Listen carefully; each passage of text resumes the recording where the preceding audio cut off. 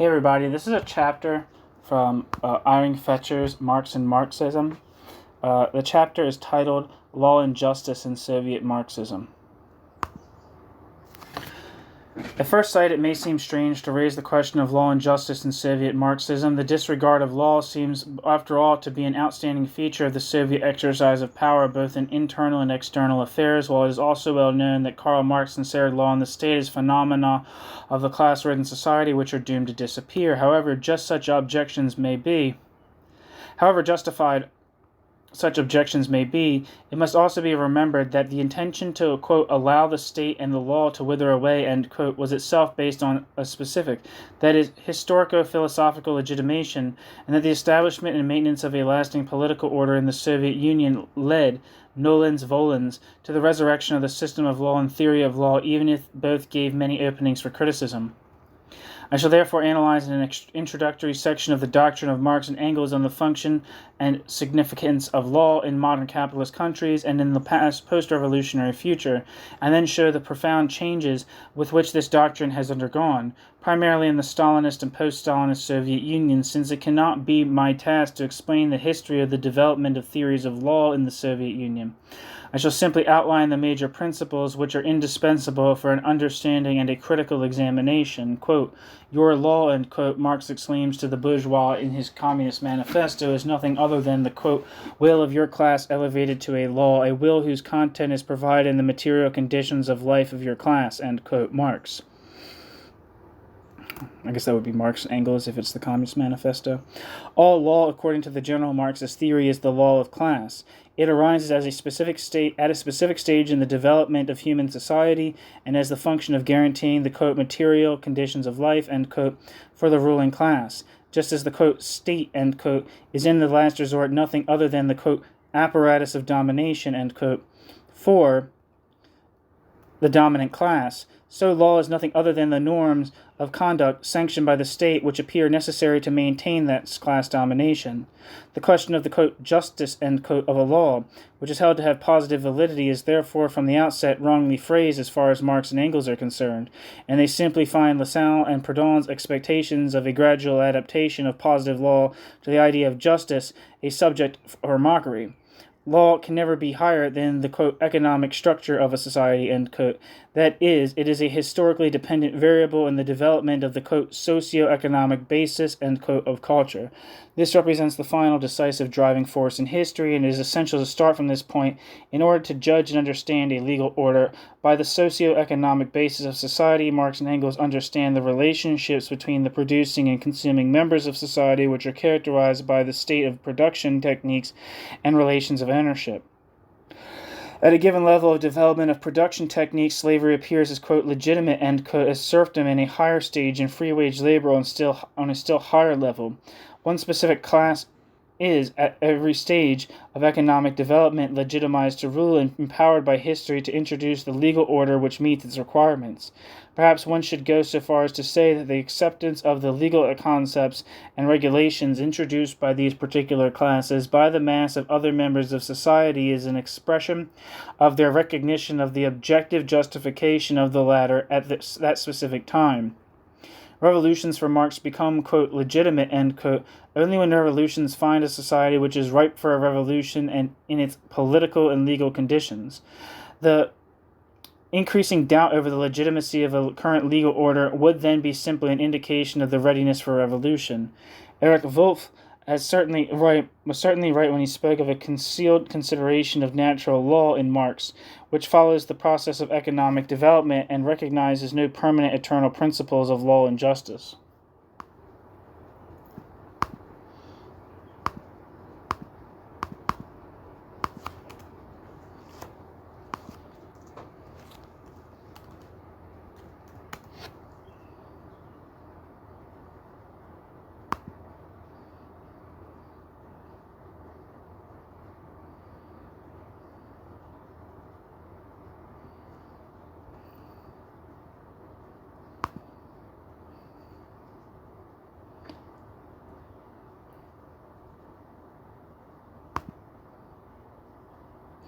Can't find anything for Erich Wolff.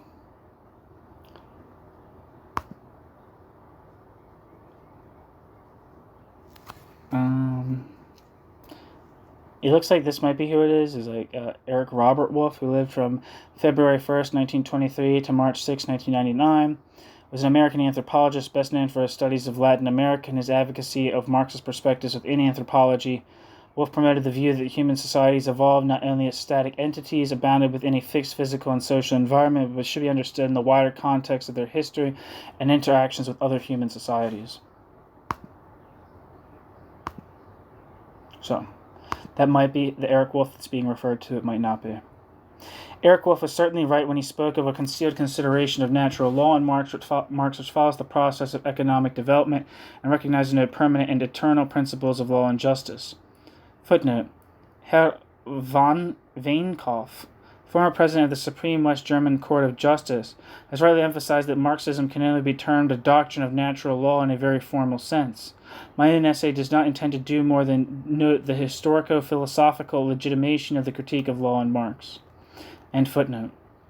According to Marx and Engels, law and the state are parts of the, quote, superstructure, end quote, which arises above the socioeconomic basis of society as soon as the latter has left behind its most primitive original form, the classless ancient society. In this context, they are also defined as, quote, ideologies, end quote, even though in the precise sense this word only designates those theories, philosophies, and other products of culture which have the principal function of justifying the social and political status quo and concealing it from the critical understanding.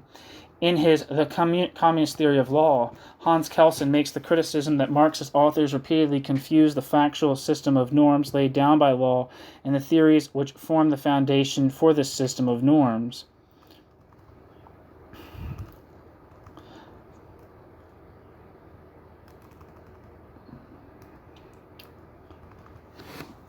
One second.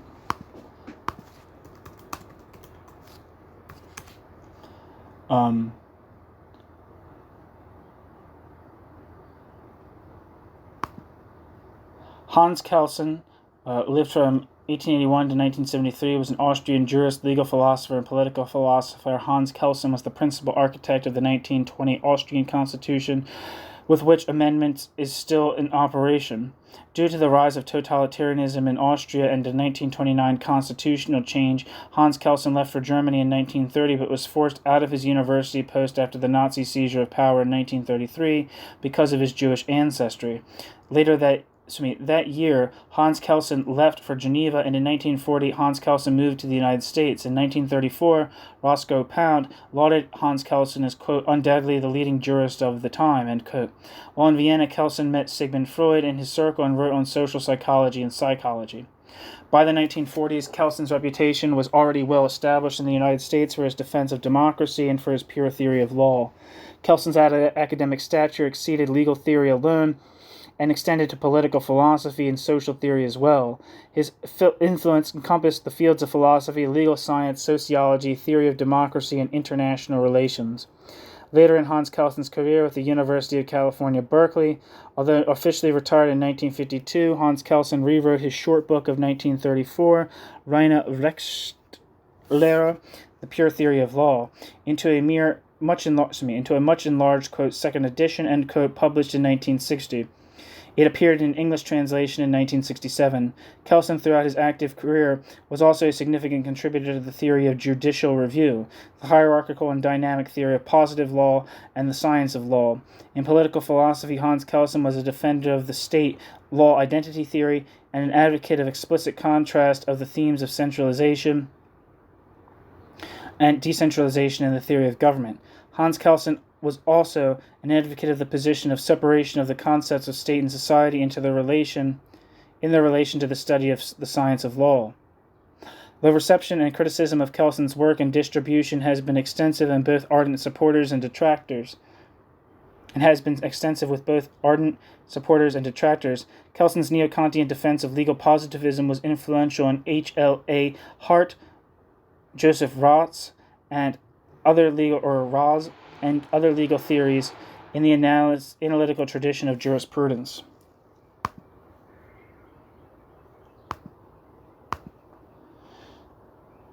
Back to the text. Hans Kelsen's criticism certainly applies to imprecise use of words and inadequately thought-out formulations, but does not affect the subject itself. Marx and Engels were clearly convinced of the fact that the, quote, ideological claim, end quote, belongs to the essence of all law, which must always be class law. Every form of law, they would perhaps have said, raises the claim to being generally and eternally valid and raises the pretension of being a just law. No law does, however, answer in reality to this claim. Every law is particular and does not express the genuine general interest, but only the average interest of a minority class.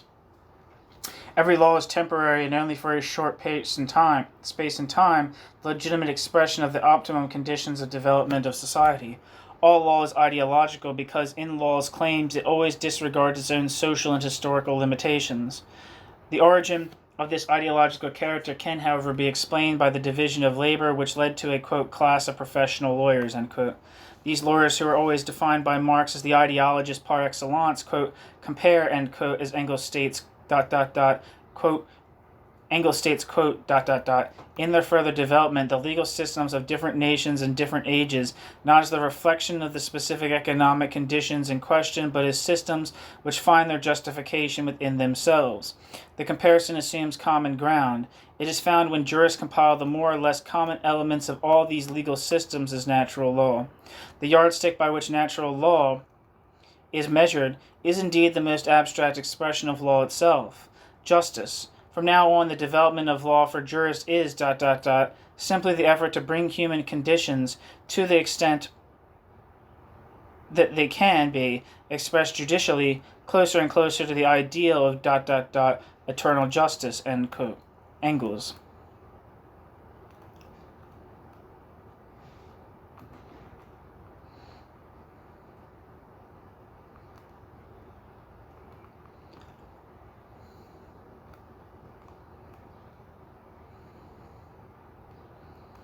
If we summarize these two aspects of Marx and Engels' concept of law, we make the following formulation.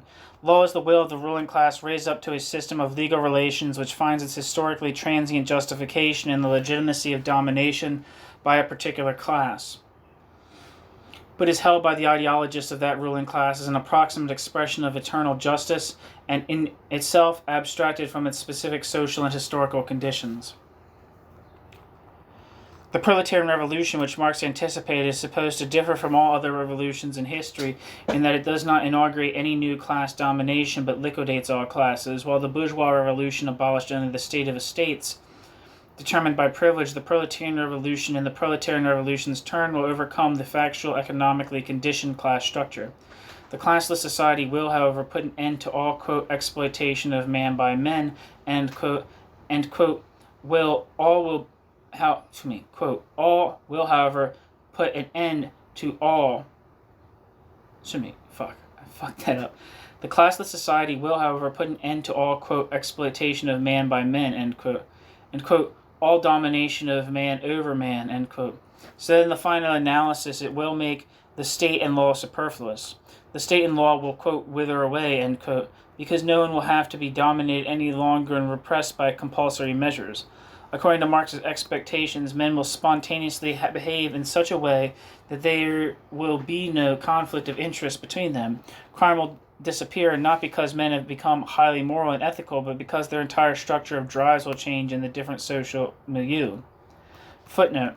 Lenin's attitude differs from that of Marx to the extent that Lenin appears to accept a kind of universal morality for humanity which will actually be practiced by everyone only in a perfect communist society. Quote, men, liberated from capitalist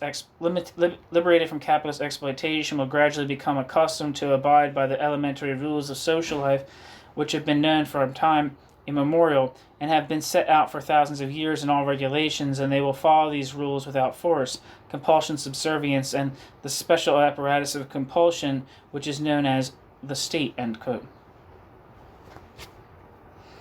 Lenin, The State and Revolution, end footnote.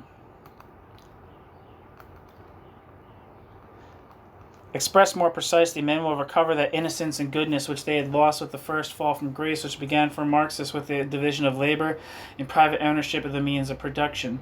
In his third thesis on Feuerbach, Marx clearly described the problems which lie in this expectation of a radical change in men.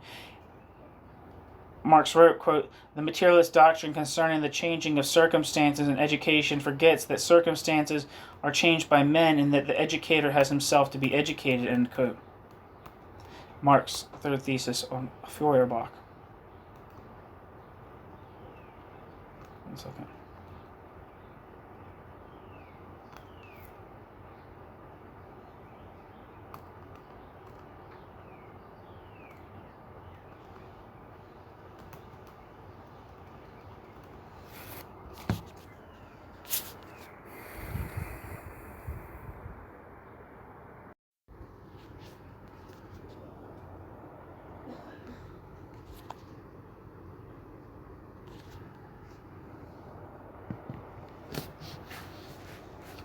For the vulgar materialistic non-dialectical attitude criticized by Marx, the elimination of the defects in men of a capitalist society presents no problem.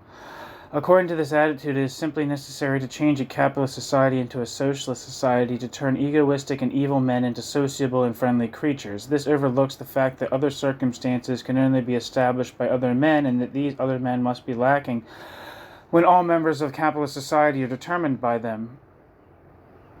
According to Marx, the vulgar materialists are therefore forced to, quote, "split society into two parts, one of which it is raised above it," end quote. To escape this consequence, which, according to Marx, is inevitable for the vulgar materialist, an action must be discovered accordingly to which men and circumstances will be changed simultaneously, and Marx believed that he found such an action in, quote, "revolutionary practice," end quote. The final passage, which Engels has distorted in the third thesis on Feuerbach, therefore states, quote, "The coincidence of the changing of circumstances and of human activity or self-transformation can be grasped and rationally understood only as revolutionary practice," end quote. Footnote. Engels omits the two words, quote, "or self-transformation," end quote, although they are evidently important here. End footnote. In the German ideology, Marx states in the same way that the, quote, "working class could only manage to rid itself of all the old rubbish through a revolution," end quote. Marx, quote, footnote, Karl Marx, quote, "both for the massive creation of this communist consciousness and to implement the results, a massive change will have to be brought about in men, ... and such change is only possible through a revolution, ... end quote. Quote, "The revolution is therefore not only necessary because the revolution represents the only way of disposing of the ruling class, but also because the rebellious class can only throw off the old burden of rubbish in revolution, ... end quote." End footnote. Both those quotes from Karl Marx. The expectation of this effect of revolutionary action, which would change the revolutionary class itself, explains in no small measure Marx's prognosis of the early withering away of the state in a post-revolutionary society. In his critique of the Gotha program of 1875, Marx further defined his theory of the withering away of state and law, and this version was then made by Lenin the basis of his doctrine of the, quote, "proletarian state," end quote. Marx distinguishes here between, quote, "two phases of communist society," end quote, the first of which is defined as, quote, "socialism," and the second as, quote, "communism" in the more precise sense.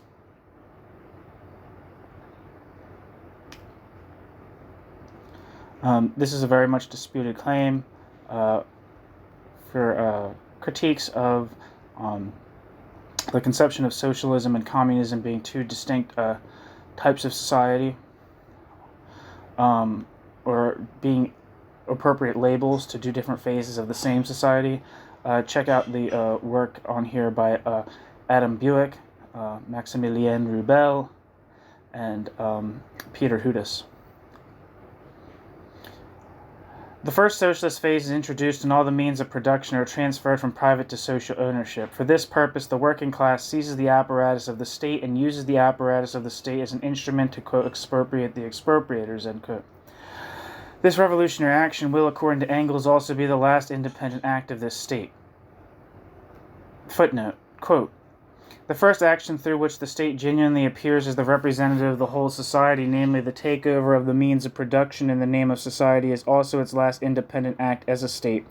Intervention by the state power in social relationships will become superfluous in one area after another and finally cease to be a requirement. Government over individuals is replaced by the administration of things and the direction of social processes. End quote. Engels.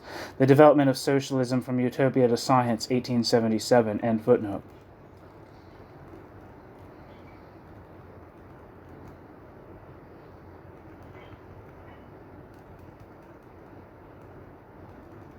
Where am I?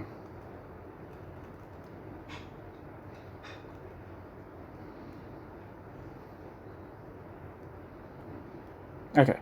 Afterward, it will already begin to, quote, wither away, end quote. The law which holds good in this proletarian state, or state of the, quote, proletarian dictatorship, end quote, and which governs the payment of the entire working population is, however, by its principle, still, quote, bourgeois law, end quote. The principle of, quote, equal pay for equal work, end quote, is still strictly applied, but as Marx says, this, quote, equality, end quote, is accompanied by a, quote, bourgeois limitation, end quote. Marx sees this in the fact that this, quote, this equal law is in reality an unequal law for unequal work, end quote.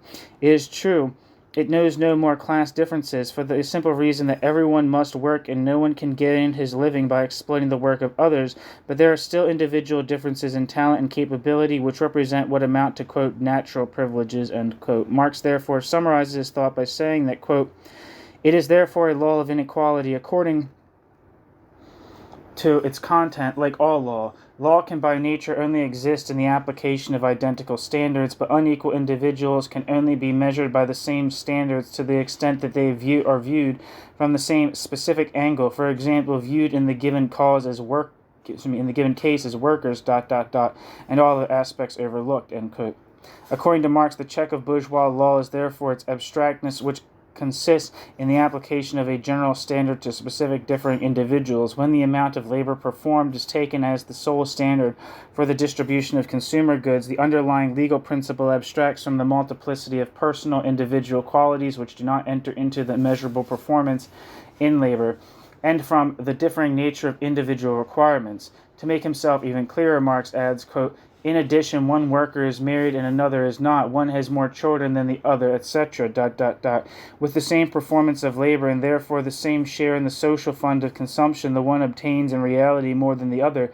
One is richer than the other, etc. ... End quote. Critique of the Gotha program. According to Marx, tax concessions for families and above all direct bonuses for married people and men with many children therefore represent a break through the, quote, limited bourgeois legal horizon, end quote, which Marx felt to be still inevitable in the first phase of the communist society.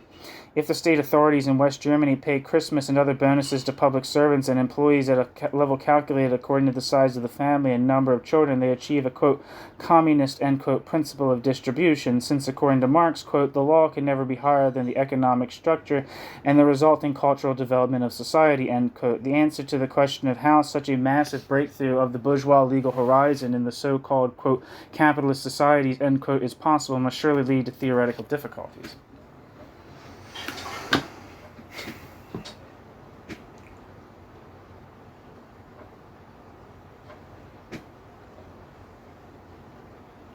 You could say that as well about healthcare, where that's like technically, in other certain European countries, that's technically like free at the point of use, right?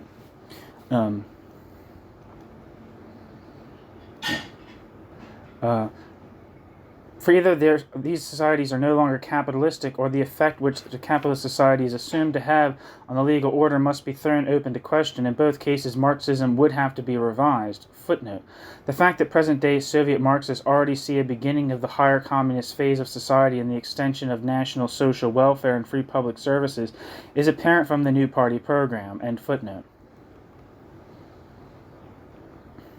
For Marx, this step is only possible, quote, in a higher phase of communist society, when the enslaving submission of individuals to a system of division of labor with the resulting opposition of mental and manual work has disappeared, when work is not only a means of subsistence but itself the first requirement of life, when the productive forces have grown together with the universal development of all individuals and all the sources of communal wealth flow more freely, only then can the limited bourgeois legal horizon be broken and society write on its banners, from each according to his abilities to each according to his needs. End quote. Footnote. Critique of the Gotha program. Apparently the last footnote that I read wasn't finished. I thought it was. Footnote, the latter contains, e.g., the following statement, quote, by carrying out the task set by the party in order to bring about a rise in, this is in reference to, I'll have to reread at least the last sentence. Footnote, the fact that present-day Soviet Marxists already see a beginning of the higher communist phase of society and the extension of national social welfare and free public services is apparent from the new party program. The latter contains, e.g., the following statement, quote, by carrying out the task set by the party in order to bring about a rise in the standard of living of the nation of the Soviet Union will take an important step toward the practical realization of the communist principle of distribution according to needs. After 2 decades, the social consumption funds will in their entirety account for about 1/2 of the total real income of the population. The following will therefore become possible at the expense of society: free accommodation for children at the request of their parents in educational establishments or boarding schools, material welfare of disabled workers, free education in all teaching establishments, free medical care for all citizens, ... successive reduction and sometimes abolition of costs for the use of convalescent homes, tourist hotels and boarding houses, higher levels of social assistance, welfare payments and grants, aid to mothers living on their own and grants for students, a gradual transition to the allocation of free midday meals in works and offices, as well as for kolkhoz peasants working in the productive sector, end quote. That's from the New Party program, end quote, end footnote. I don't know what year that's from. But back to the text. Where are we?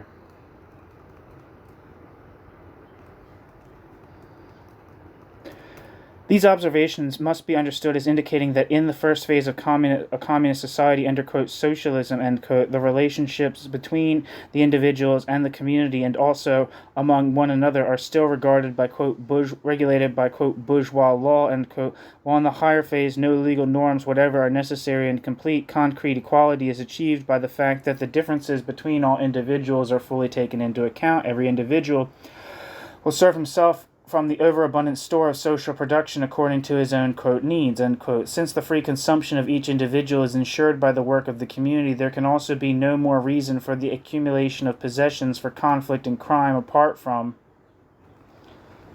exceptional pathological cases which society can handle without the help of a state apparatus. There can be no doubt that Marx thought a state of justice would be achieved by this condition in which all individuals can develop and realize their own potential freely while working and consuming in a free and universal way. The achievement of justice, which has been moved down from a utopian plane into the objective conditions of man and into his own life, makes any law and conscious system of morality regulating the relationships between individuals and the community superfluous. What every ideology of law asserts of positive law has in reality been achieved here in a situation without positive law. The realization of the hope of justice coincides with the total disappearance of law. For Marx, law and justice are so closely correlated that one cannot be present without the other.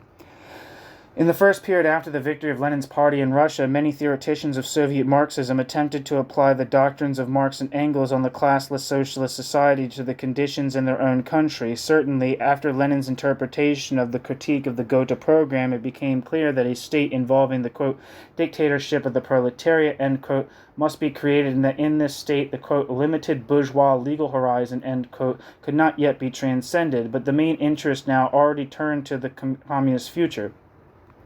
The application of the withering away of the state and law and the kingdom of perfect freedom for all. In the heat of these exaggerated hopes for the communist future, the literary and artistic work of the 1920s were produced, among them an interesting Hegelianizing philosophy and a detailed Marxist theory of law from the pen of the leading Soviet scholar Evgeny Pashakanis. I have Pashakanis' book, Marxism and the General Theory of Law, or Law and Marxism. I can't remember what it's actually called, but it's like his main piece. Check it out. When it became apparent, however, that the Soviet state apparatus, which had become strengthened under Stalin, and the party elite which directed it, were not well served by this Marxist doctrine of law, it was dismissed as un-Marxist, unscientific, and treacherous, and replaced by a new, supposedly true socialist legal science which was formulated by Andrei Vyshinsky, among others. The de-Stalinization and reorientation of Soviet home policy in the era of Khrushchev was reflected as well in a changed theory of law without any retraction of the turn towards recognition of a specifically socialist law, which was completed under Stalin-Vyshinsky. We therefore now have to concern ourselves with three characteristic periods in the development of the Soviet Marxist theory of law, with a genuine Marxist, a Stalinist, a post-Stalinist, and a post-Stalinist period. Pashukanis' general legal theory and Marxism is the most representative product of this period.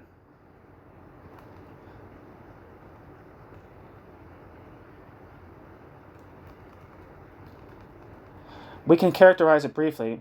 Pashukanis' intention is to understand law in its latest specific embodiment as bourgeois law by the methods of historical materialism.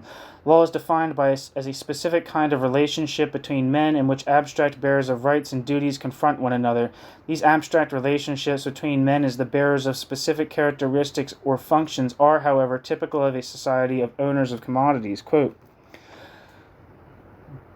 the market relationship contains the antithesis of subject and object in the market relationship's specific legal sense. The market relationship contains this is a quote, the market relationship contains the antithesis of subject and object in its specific legal sense. The object is the commodity, and the subject the owner of the commodity who disposes of the commodity in the action of buying or selling. The subject becomes manifest for the first time in the fullness of its definition in the completion of an act of exchange. The legal subject is the owner of commodities who is raised to a divine level. His legally understood will has its real basis in the wish to sell as he has bought, and to buy as he has sold. In order to embody this will, the wishes of the producers of commodities must meet. This encounter is expressed legally in a contract or an argument between independent wills. The contract is therefore one of the central concepts in law. If a thing functions as exchange value, it becomes an impersonal thing, a legal object, and the person who disposes of it becomes the legal subject. And so it is only the development of the market which makes possible the necessity and possibility of the transformation from men who appropriate natural things by labor or force into the legal owner. End quote. Quoted from Soviet Legal Philosophy. Is that Pashukanis? I don't know. Quoted from Soviet Legal Philosophy, Cambridge, Massachusetts, 1951. Through those and similar formulations, Pashukanis attempts to comply with Marx's demand that phenomena of the superstructure should be derived from the specific characteristics of the socio-economic base. Law and the state are forms of the superstructure which, like the superstructure as a whole in the fully communist society, not only takes on a new form, as in the case of previous revolutions, but disappear without trace. Just as the capitalist society is the pure, transparent form of a class society, so, for Pashukanis, the capitalist law is the law par excellence. There is no more perfect law, but in the lower phase of communist society, simply remnants of this bourgeois law. In addition, Pashukanis finds it difficult to assimilate penal law into his Marxist notion of law. Pashukanis' attempt to interpret the relationship between crime and punishment as a modification of the exchange of equivalents appears in fact to be very artificial. To Pashukanis, the criminal appears, as it were, as the supplier of the product, quote, crime, end quote, for which the state demands the, quote, price, end quote, in the form of equivalent punishment. Exclamation point. Footnote. The Soviet Code of Criminal Law has been described in all seriousness as a, quote, price list of crime, end quote. End footnote. In addition, Pashukanis excludes public law from the sphere of law, quote, in the true sense, end quote, since the state is a metajuristic phenomenon and is neither capable of nor requires a juristic interpretation. The true legal norms of relationships between men have three between abstract owners of commodities. 1. They regulate the relationship between legal persons, that is, between abstract owners of commodities. 2. They regulate exchanges between the latter as an exchange of equivalents, equivalent commodity for equivalent commodity in the socialist society, for example, quote, equal pay for equal work, end quote. 3. I have not yet mentioned this, but it follows from the isolation of the subjects and their opposing interests. Law regulates controversial relationships. However, in a perfect communist society, there will, according to Marxist conviction, be 1. No more owners of commodities, and therefore also 2. No exchange of equivalents, and therefore also 3. No conflict between the owners of commodities and their interests. If the legal norm is nothing other than an expression of the relationship between the legal subjects, and these are in turn the members of the commodity-producing society, the legal norm, like the legal relationships, must also cease to exist with the abolition of this society. To the extent that there are still civil law and relationships under civil law in the socialist Soviet society, this is, quote, bourgeois. To the extent that there are still civil law and relationships under civil law in the socialist Soviet society, this is, quote, bourgeois law, end quote, which is condemned to die out as soon as society is able to enter the higher communist phase. Pashukanis has this to say against the defenders of a new proletarian law. Quote, since this trend demands special general concepts for proletarian law, it proclaims the doctrine of the eternal nature of law, attempts to isolate it from the concrete historical conditions which enable it to flourish, and explains its capability to undergo constant renewal. The withering away of categories ... of bourgeois law in no way means that these will be replaced by new categories of proletarian law ... The withering away of bourgeois law under these conditions will mean the withering away of law as such. That is, the gradual disappearance of the legal element in human relationships, end quote. Pashukanist. In order to prepare for the withering away of law in the Soviet Union, Pashukanist finally distinguishes between two, quote, sectors, end quote, in law. Bourgeois law, which regulates relationships between individuals and is a remnant of bourgeois society, but is still retained for the time being for opportunistic reasons, and, quote, economic law, end quote, which is already no longer law in the true sense of the word, undergoes new development and regulates the relationship between the state-owned plants. It contains the seeds for regulations governing that, quote, administration of things, end quote, which according to Engels' theory will replace government of persons in the future communist society. According to this differing interpretation of both sectors of law in the Soviet Union, Pashukanist made sure that Soviet students of law were taught almost exclusively economic law. During this period of the new economic policy, Pashukanist's theory was to some extent compatible with the real conditions in the Soviet Union. There was, however, a radical change in the situation due to the collectivization of Soviet agriculture, which was implemented in the years between 1929 and 1934. In 1936, Stalin announced in his speech on the new constitution that the Soviet Union was now a socialist country in which there was no longer any, quote, exploitation of man by man, end quote. The exploiting classes had, he claimed, been liquidated, and all that remained were the, quote, classes, end quote, linked by ties of friendship. The working class and peasantry, as well as the stratum of working intelligentsia, all three social groups had lived through far-reaching transformation and approached closer to each other. The economic conflicts between them had been minimized, and the political conflicts had already been canceled. In this way, a status of socialist society is described, or rather built up, which was not provided for in the earlier Marxist concept. Cessation of exploitation and class domination while maintaining the existence of classes. Hans Kelsen objected to the Stalinist Vyshinsky that there could be no classes without class war according to the Marxist concept. But there should specifically be no further class war between the two classes mentioned earlier in the group of working intelligentsia. Here the theory ceases to be very clear. The Stalinist assertion amounts to the thesis that the Soviet Union is still a state of, quote, proletarian dictatorship, end quote, but that this dictatorship is exercised in the name and with the agreement of all the other working members of the population, that is, in theory, the entire population. If in their new party program the Soviet ideologists also liquidate the concept of the dictatorship of the proletariat and speak instead of a, quote, state of the entire people, end quote, a, quote, people state, end quote, they have simply eliminated those difficulties which hampered an understanding of the Stalinist theories. Footnote.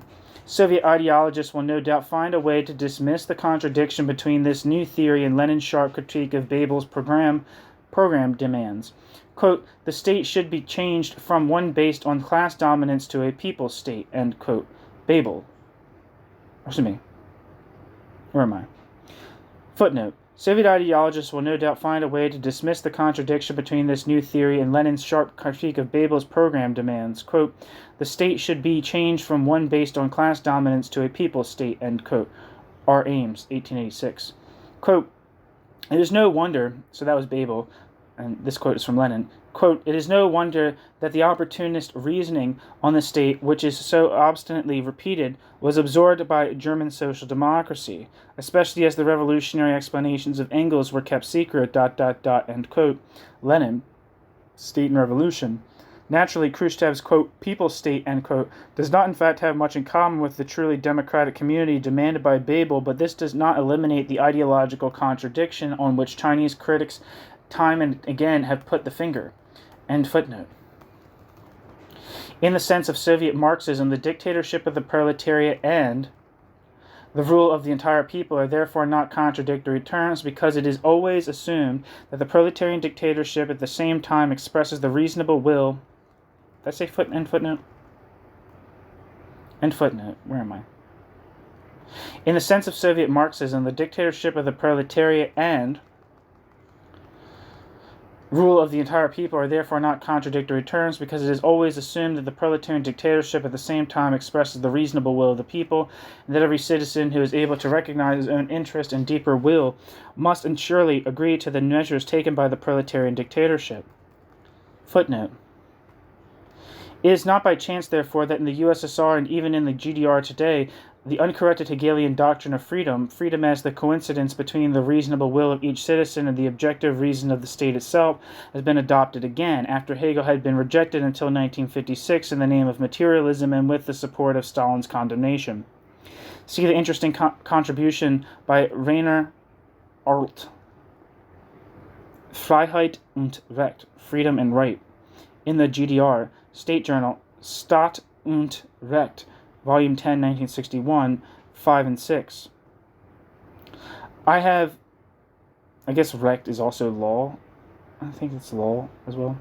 I have already indicated the objective similarity between the Soviet system and the functioning of the Soviet system's ideology as a means of pseudo-liberation, with an extremely conservative interpretation of Hegel in my essay, The Relationship Between Marxism and Hegel.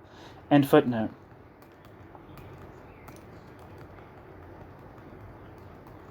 Under these conditions, there could naturally be no further question of the Soviet civil law simply being a relic destined to die out as an essentially bourgeois law. Andrei Vyshinsky, who lived from 1883 to 1954, was particularly responsible for rejecting the Marxist theory of law propounded by Pashukanis and like-minded authors. In his theory of law, we find a reflection of the Stalinist doctrine of the, quote, active role of the superstructure, end quote, in the developing the base, which itself only represents the subsequent ideological justification for the administrative compulsion with the help of which Stalin had implemented the collectivization of agriculture and other measures for a, quote, socialist transformation, end quote, of society. Just as Stalin introduced in 1936 the astonishing terms of, quote, revolution from above, end quote, revolution on the initiative of the state power, end quote, so Vyshinsky overturned the Marxist concept of the relationship between society and law. Footnote. The term, quote, revolution from above, end quote, was primarily used by Marx and Engels with reference to the establishment of Bismarck's empire! Exclamation point.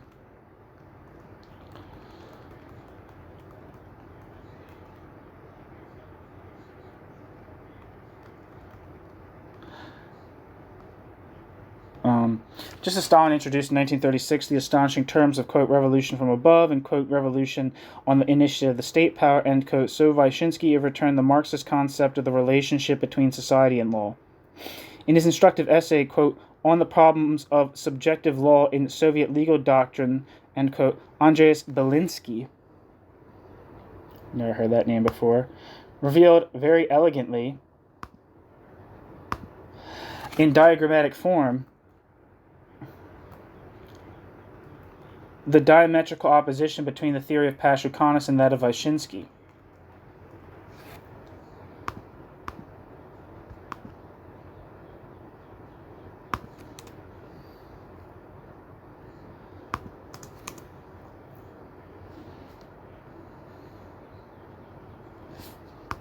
One second.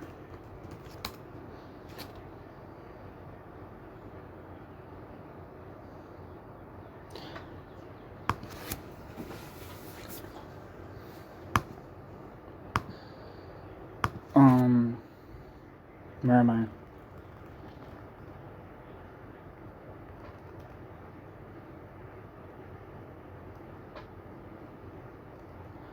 I couldn't find anything on this guy. What's his name again? Couldn't find anything on Andreas Belinsky. To clarify the contrast, I have composed the two diagrams below and emphasized the reversal in the structural conditions by arrows pointing in different directions. Pashukanis. Nothing.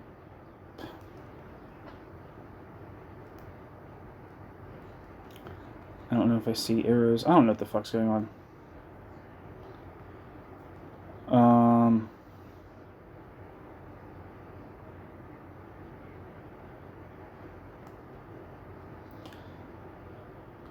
Pashukanis, legal norm, expression of legal relationship. Vyshinsky, legal norm, expression of the will of the ruling class. Pashukanis, legal subject and legal relationship. Vyshinsky, legal relationships, subjective law, duty, legal object. Pashukanis, man is egoistic, producer of commodities, member of commodity society. Vyshinsky, actual social relationship, men in the Soviet Union. That chart was very unclear. Law is no longer interpreted by Andrei Vyshinsky as the expression of a social relationship existing before him and independently of him, but solely as the expression of the will of the class which dominates at any particular moment in time, the question of the determinate nature of this will, which is decisive for historical materialism, having been passed over. Quote, law is the means to realize the will of the ruling class, to which the ruling class lends a generally binding character by expressing it in rules of conduct which are established or sanctioned by the state and regarded by the application of force by the state, end quote. Vyshinsky, Theory of the State and Law. Where am I? Vyshinsky considers that he found here a formula which is equally applicable to bourgeois and proletarian society. Vyshinsky writes that, quote, law in socialist society also expresses the will of Vyshinsky writes that, quote, law in socialist society also expresses the will of the ruling class, the working class. However, since in a socialist society the exploiting classes have been eliminated and the working class takes over national leadership of society, in other words, the state represents the interests and aspirations of the entire working population. Socialist law represents the will of the Soviet people raised to the level of law which has been erected by the socialist society under the leadership of the working class headed by the Bolshevik Party, end quote. Vyshinsky. It's from a piece by Vyshinsky called Lenin and Stalin on the State and Justice.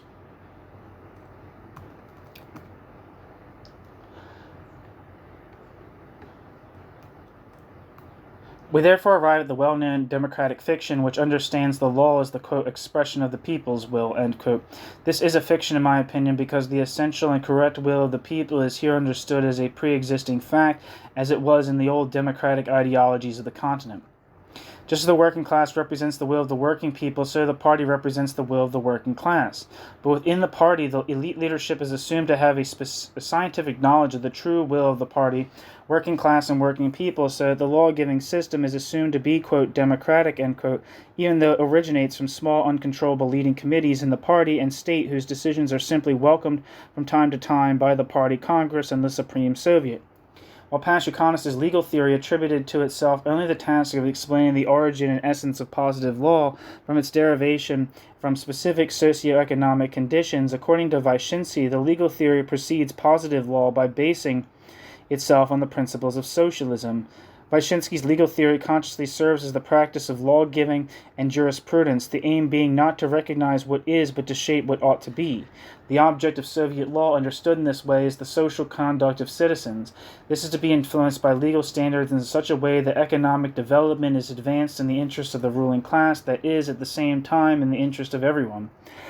The legal subjects are the state, as the owner of the most industrial and agricultural means of production, as well as the agriculture and other cooperatives, and finally the citizens of the Soviet Union, to whom the Constitution even grants specific, quote, civil rights, end quote.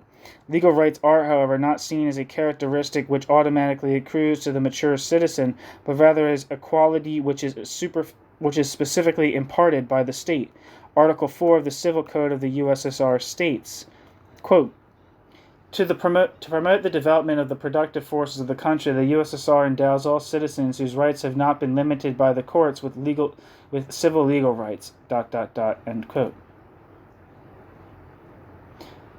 In this text, the granting of legal rights by the state is therefore specifically justified by the interest in the development of production.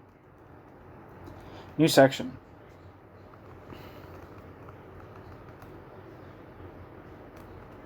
This section is titled Basic Rights in the Soviet Constitution of 1936. To illustrate this concept of law adopted by Stalin and Vyshinsky, I should like to quote Articles 125 and 126 of the Soviet Constitution. Article 125 states, quote, In coincidence with the interests of the workers and to secure the establishment of the socialist system, the citizens of the USSR are guaranteed the following by law: freedom of speech, freedom of the press, freedom to meet and assemble, freedom to demonstrate and participate in street processions, end quote.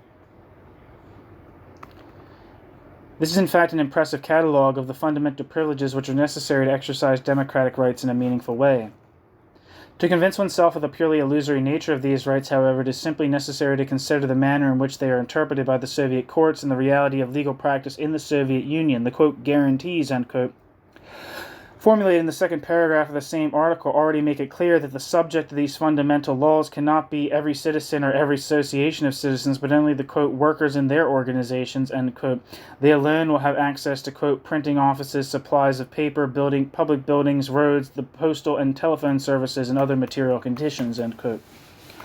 Article 126 shows very clearly that what this in fact means, quote, for the purpose of developing independent organizational activity and political activity by the masses, end quote, the citizens are guaranteed here the right of, quote, joining together in social organizations, end quote, but it is immediately added that the, quote, most active and purposeful citizens come from the ranks of the working class and other strata of the active population will unite in the Communist Party of the USSR, which is the advance guard of the workers in their struggle to establish and develop the socialist system and forms the guiding core of all the organizations of workers, both social and political, end quote. Accordingly, all the rights listed in Articles 125 and 126 in fact become rights of the leading nucleus of the USSR organizations, and this according to the letter of the Constitution itself without any infringement of the basic Soviet laws.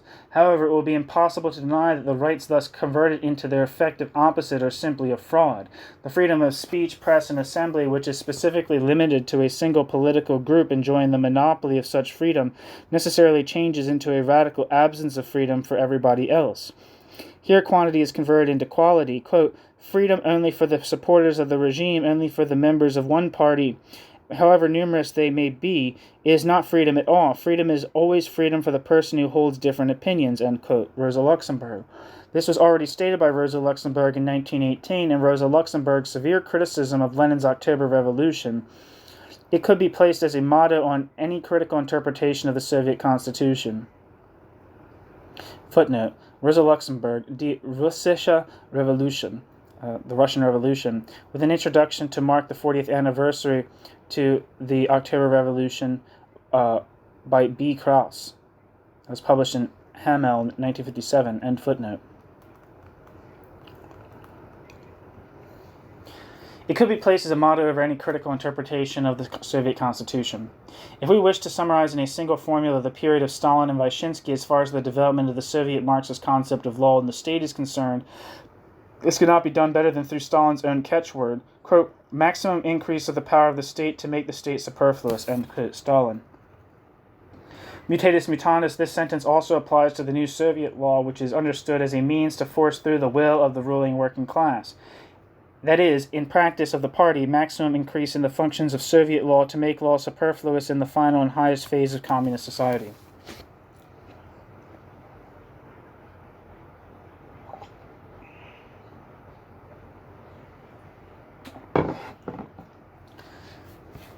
New section.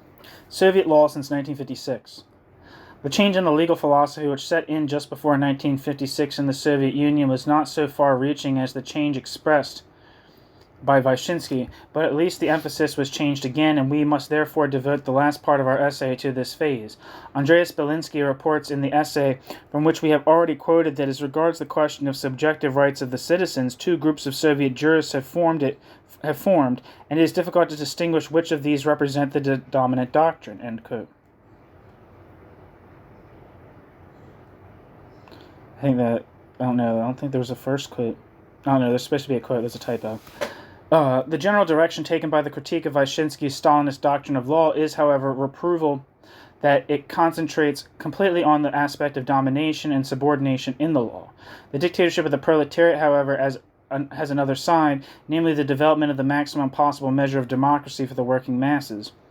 In contrast to the emphasis on the creative role of law and the state organs, quote, initiative of the existing authority, end quote, in the period of Stalin there is now more emphasis, to begin with only verbal, on the democratic initiative of the masses. The ideologists, to be sure, betray themselves immediately again by their own words when they, for example, speak of the fact that the population has to be drawn into cooperation. However, in a manner which seems strange to us, some Soviet jurists seek to prevent the general identification of the will of the ruling class with the decision taken, quote, despotically, end quote, by the party leadership, and discover certain corrective standards which result in a limitation of the area in which such despotic measures are possible.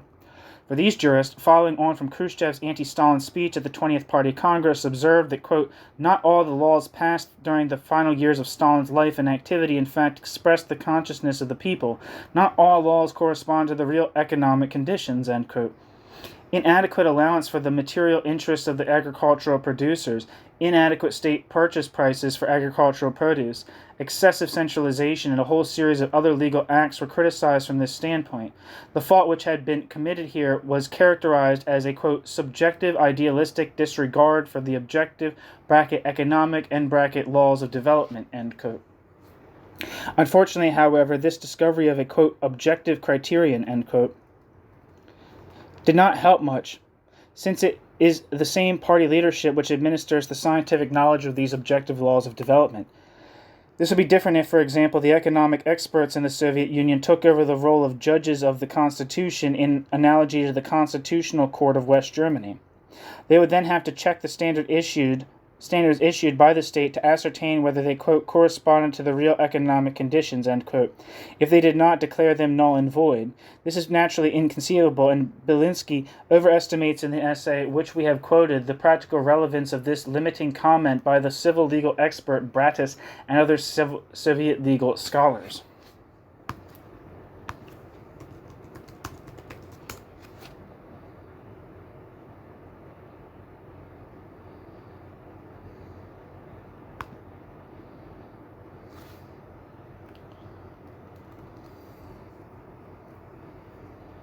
Wikipedia just says Bratis was a Soviet civil law scholar who lived from 1904 to 1997.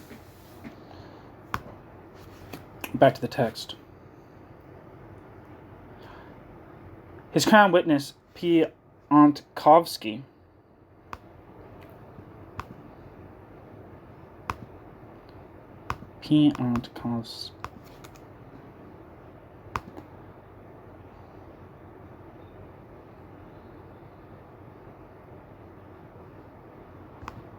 I don't know who's... There's a thing for an Andrei Piątkowski, but I don't know if it's the same guy.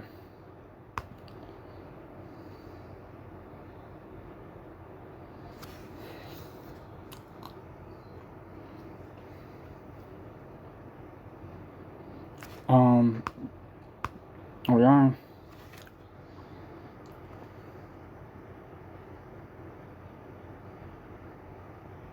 His crown witness, Piątkowski, concludes from this link between the law and economic conditions that even subjective rights are by no means an arbitrary gift by the legislator, but are produced according to the, quote, objective laws of socialist society, end quote.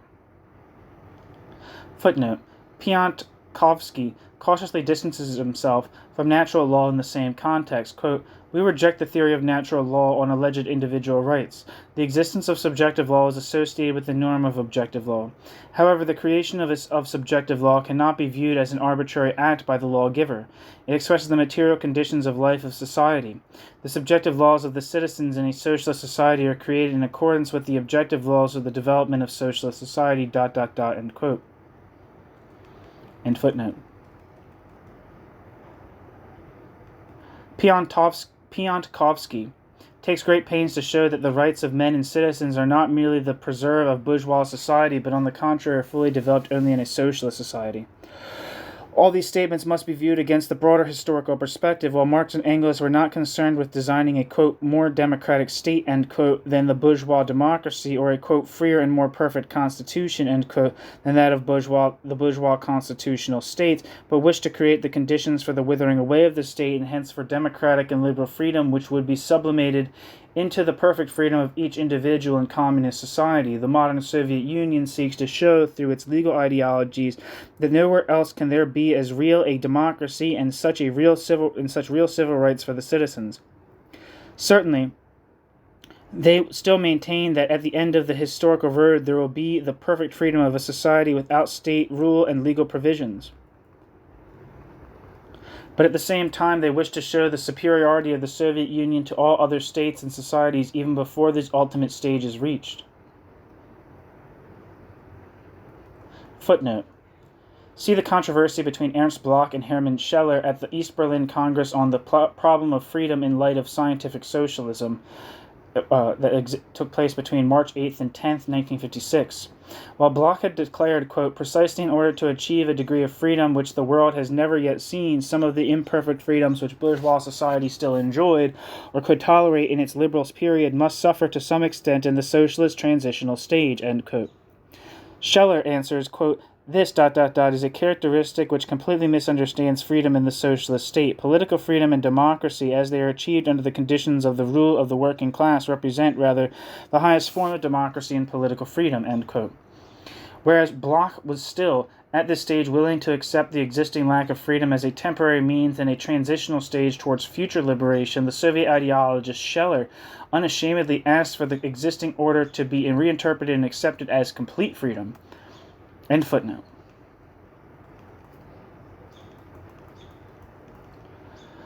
While Stalin refused to give concrete data for the transition to the higher state of communist society, the year 1980 is now quoted as the beginning of the period which will see the withering away of the state and law. To keep expectations to a reasonable level, however, the anonymous leading article in the official party journal, Communist, of May 1956 stated the following, quote, the complex social process of a change from socialist government to communist self-administration requires a correct theoretical explanation.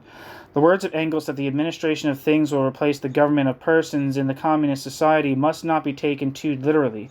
Every society, even communist society, would be senseless without certain forms of social constraint, without a permanently established order within which the complex social organism can move. The withering away of the state about which Lenin wrote and which he thought would be achieved in the age of full communism does not simply mean the liquidation of certain state bodies, but above all an alteration of the nature of their activity, the loss of their political character, and a transformation of the apparatus of state compulsion into an apparatus of public administration, coordination, and regulation. End quote.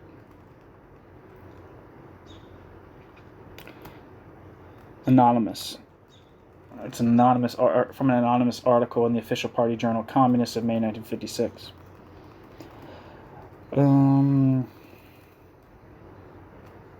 Some of the bodies which will exercise this, quote, social control, end quote, later instead of the state organisms are already developed now.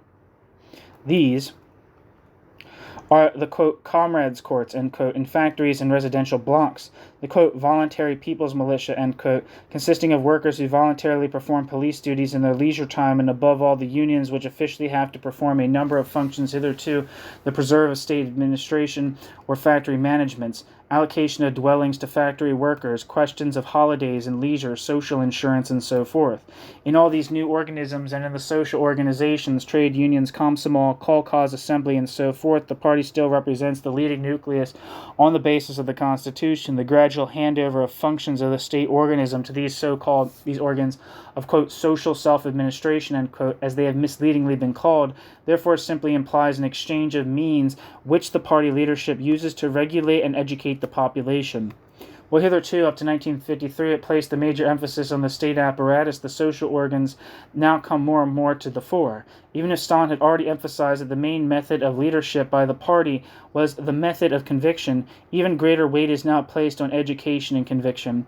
Only when every Soviet citizen, with the assistance of this more intensive education, has, quote, acquired the complete Weltanschauung of Marxism-Leninism, end quote, have, in the opinion of Soviet ideologists, J.P. Frentzev, who I've tried to look up before and couldn't find anything, reliable measures been taken to prevent, quote, deviation into crime, end quote.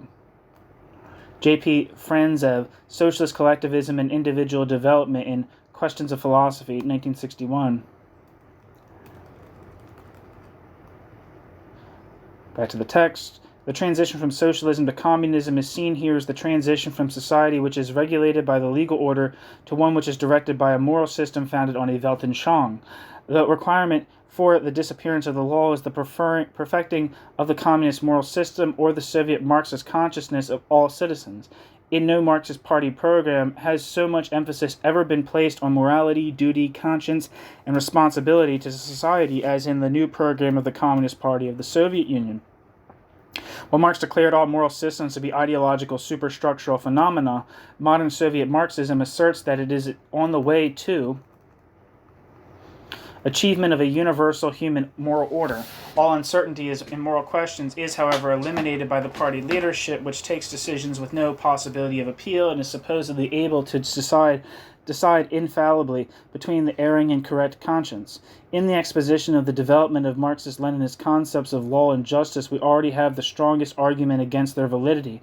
Marx hoped to cause the tendencies to crime and unsocial conduct to disappear by liberating men in an egalitarian society with an abundance of all goods. Men freed in this way would require neither law nor a moral guiding line to live together in peace.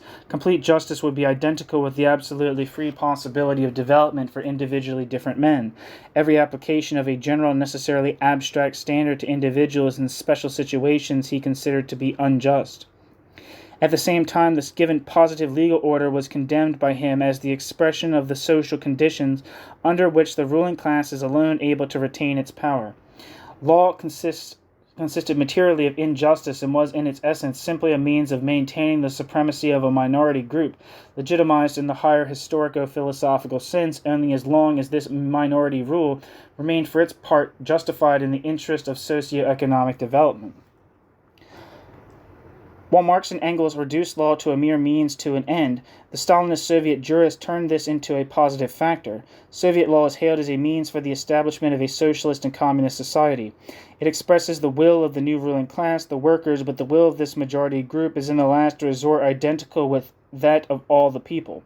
Therefore, the disappearance of law no longer appears as a prerequisite for the realization of justice, but only as a question of the means by which perfect justice will be achieved. The compulsory means used by the Soviet socialist law can wither away when the direct educational influence on individuals of the party-controlled collectives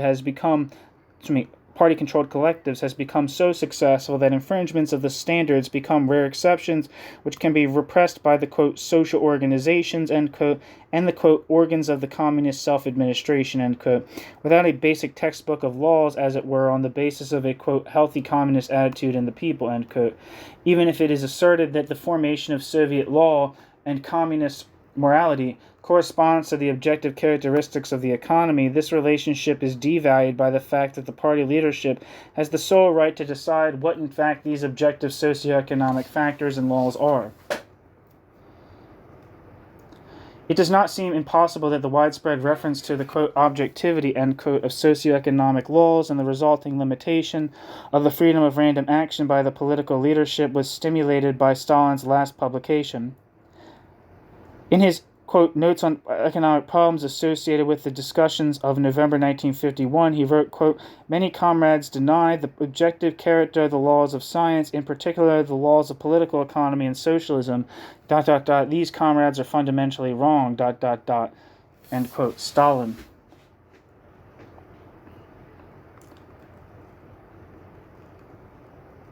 End footnote. Instead of leading to a liberation which coincides with justice, the development therefore led to subjection under the will of the party leaders, today primarily clothed in judicial forms, but primarily moral in the communist society of the future. There is no other freedom than freedom to consider the sole truth expressed by the party. On the road to realization of absolute justice, a state of total injustice has in fact been achieved, the handing over of the individual consciences to a supreme politico-ideological instance which rules over them. Whatever justification there might be for offering a Marxist critique of the legal order in Western society, it is beyond doubt that as things stand in their own country at present, Soviet Marxists are certainly not justified in making such criticisms in the name of Marx. The end.